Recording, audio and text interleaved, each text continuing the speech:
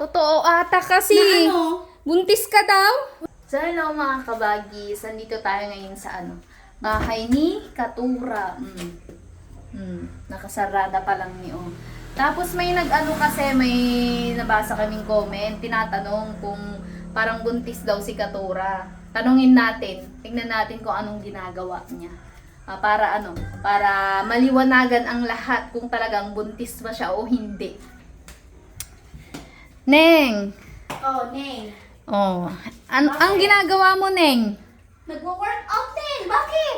Workout ka, Neng? Yes, nagsusumpa na ako dito sa bahay. Gan ko nga yung chan mo kasi, Neng. Kasi, Bakit, Neng? sa side nga.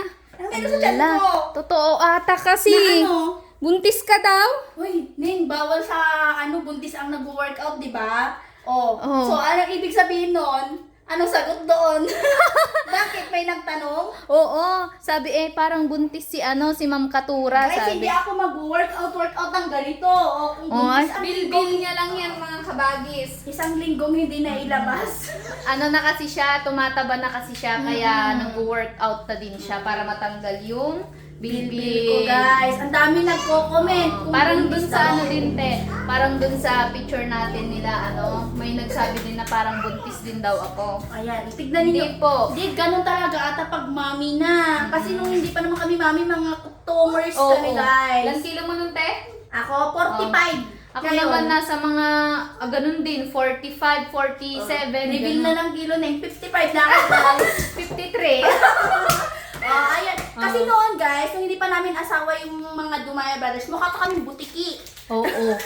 Ngayon, Maghanap kami ng picture namin, i-reveal namin. Yung mga itsura namin nung mga payatot pa kami. ayun, mukha na kami mga piglets. Oh. Kaya nga, Tignan yung may mga nagsasabi din kasi na ala, ang taba mo na. Kaya ako, medyo nagle-less rice na din ako. Ito din eh. Less rice na, tsaka konting mga veggies. Tapos yun, pa-exercise na din siya.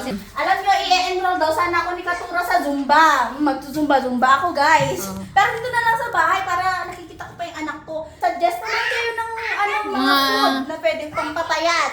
Kunakmanit, i-comment nyo Kasi dyan. seryosohin na daw ni Katura ang mag-diet. Ang target kong Kilo? 48. Kaya sa mga nagtatanong kung buntis ka, liwanagin mo na. Yes, hindi po ako buntis. It's Bilbil. Kunakmanit.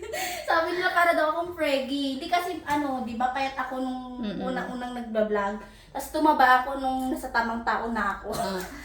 Ganun talaga pag nasa tamang tao na tumataba. So, Yaman! yun lang ang hindi kami buntis. Yeah, busog na busog Yes, kami ng busog. pagmamahal at pagkain.